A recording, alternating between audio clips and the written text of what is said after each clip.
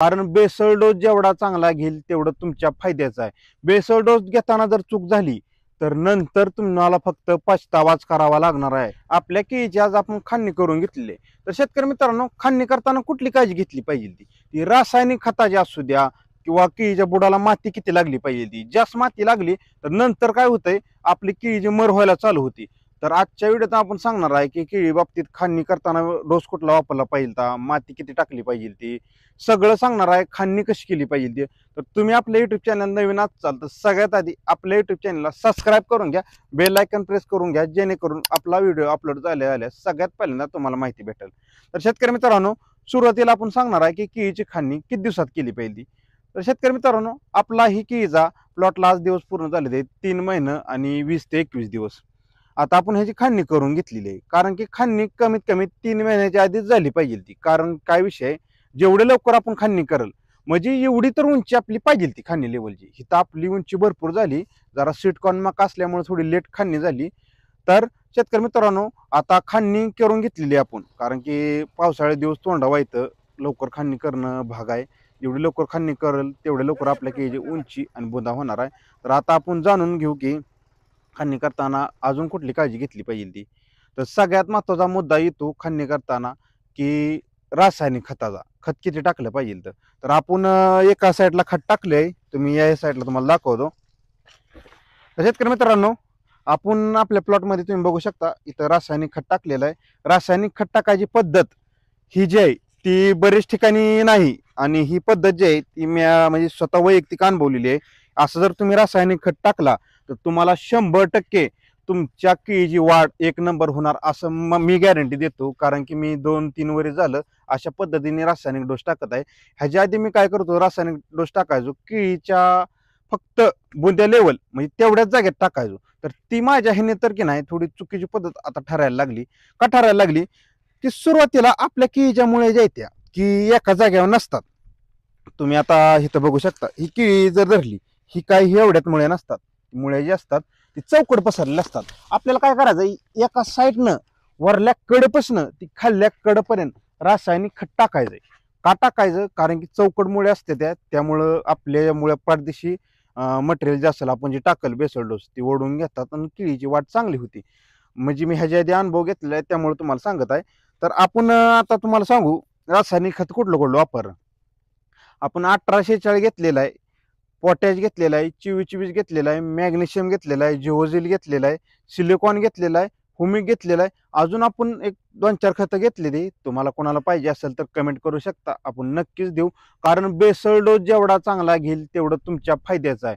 बेसळ dose घेताना जर चूक झाली तर नंतर तुम्हाला फक्त पछतावाच करावा लागणार आहे. कारण की बेसळ डोस चांगला टाकल तेवढी केळीची वाढ चांगली होणार आहे. तर तुम्हाला पाहिजे असेल तर तुम्ही नक्की सांगू शकता कमेंटमध्ये. आपण जी डोस टाकलाय ते नक्कीच घेऊन सांगू सगळ्यांना. आपण डोस टाकलेला आहे आणि शेणखत आपण जे आहे ते आधी केळीच्या प्लॉटमध्ये टाकून घेतलेलं आहे. त्यामुळं आपल्याला काय इथं झालंय की शेणखत टाकायचा खर्च वाचलेला आहे. कारण की आता जर शेणखत टाकावं लागलं असतं तर आपल्याला ती खर्च वाढला असता थोडा. आपण काय केलंय, पूर्णपणे केळी लावायच्या आधी शेणखत टाकून घेतलंय. त्यामुळं केळीची वाढ आपल्या चांगली आहे. शेणखत माझ्या तर ह्यानी आधी तुम्ही केळी लावायच्या आधीच आपल्या प्लॉटमध्ये टाकून घ्या, 100% फायदा होणार आहे. अजून आपण खांडणी करता काय वापरले माहिती आहे का, आपण खांडणी करता वापरलेला आहे कोंबड खत. आता कोंबड खत बरेच जणांना प्रश्न आला का वापरायचा. बरेच जण म्हणणार आम्ही कधीच कोंबड खत वापरत नाही. तर शेतकरी मित्रांनो, कोंबड खतचं भरपूर रिझल्ट आहे. तर तुम्हाला कोणीही सांगणार नाही कोंबड खत टाका.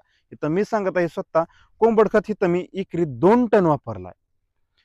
कारण की कोंबड खतामध्ये भरपूर हिट असते, आपल्या केळीची भूक वाढवतं. आणि चिलिंगमध्ये थोडी आपली जर की गरमाईट राहते कोंबड खतामुळं, चिलिंग थोडंसं येतं. चिलिंग ही नैसर्गिक आहे.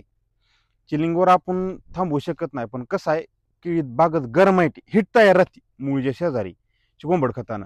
त्यामुळे थोडाफार फायदा आपल्याला होतो, केळीची भूक वाढते. त्यामुळं माझं तर म्हणणं आहे तुम्ही कोंबड खत, रासायनिक खत जे आहे तुम्ही थोडं कमी केलं तरी चालेल, पण कोंबड खत वापरा. आणि आपण रासायनिक खत आहे ती अर्धा किलो डोस घेतलेला आहे. ह्या साईडला बी आपण अर्धा किलो टाकलेला आहे, पलीकडल्या साईडला बी अर्धा किलो टाकलेला आहे. दोन्ही साईडला आपल्याला डोस टाकायचा आहे. जी रासायनिक खताचा डोस टाकतो का आपण, ती दोन्ही साईडला आपल्याला अशी रांगोळ घालायची. सांगायचं मागं राहून गेलं तरी पण सांगत आहे, दोन्ही साईडला टाकायचं. आणि डबल ड्रिप महत्वाचे आहे. डबल ड्रीप जर टाकत नसाल तर तुमचा तोटा होणार आहे तिथं, कारण केळीला डबल ड्रीप असेल तरच तुमची केळी चांगला ॲव्हरेज निघणार. त्यामुळे केळीला डबल ड्रीप टाका, जेणेकरून दोन्ही साईडचं मटेरियल विरघळत. आता आपण डबल ड्रीपचं तुम्हाला सांगितलं मी, कोंबड खत वापरा, आणि कोंबड खत एका साईडला कोंबड खत बी तसंच टाकायचं तुम्हाला. जर तुम्हाला एका साईडला त्याच्यावर नसेल टाकायला जमत तर तुम्ही काय करा, मध्ये कोंबड खत टाकून घ्या. मध्ये टाकून घेतल्यानंतर काय होईल, ट्रॅक्टरनं बरोबर दोन्ही साईडला कोंबड खत उडून जाणार आहे. म्हणजे मुळ्या काय आपल्या काय बुडापुरत्या नसतात आहे, चौकड मुळ्या पसरलेल्या असतात. त्यामुळे कोंबड खत मध्ये टाकून घ्या, चौकड पसरलं जाणार आहे. आणि ही प्लॉट बघू शकता, आपण फक्त रिंग डोस टाकला होता आणि त्याच्यानंतर आपण एक सुरुवातीच्या आपल्या ज्या थोड्याशा ड्रिचिंग होत्या, त्यानंतर एक 2-4 आपण ड्रिपमधून औषध दाबले. ते रिझल्ट इतका भारी आलेला आहे, कारण की आपलं खत व्यवस्थापन व्यवस्थित आहे. रानात भरपूर ताकद आहे, त्या ताकदीचा फायदा उचलला पाहिजे. तर आपण जेव्हा आपण रानाच्या ताकदीचा फायदा उचलल तेव्हाच आपण पूर्णपणे म्हणजे यशस्वी होणार आहे. आता बऱ्याच जणांना प्रश्न येतो की केळी, आपण ही बेडवर केळी आहे, आता केळी लावायची म्हणल्यावर त्याला माती वार लय सुटतंय, माती लय लावावी, नाहीतर आपलं झाड पडेल माती नाही लावल्यावर. तर ही चुकीची गोष्ट आहे. की याला माती जरी काय काय भागात लावत नाही, ती मी सुद्धा एकदा केलं माती लावली नव्हती. फक्त एक विषय काय आहे, माती नाही लावली तरी चालती, फक्त रान निभारी होणे.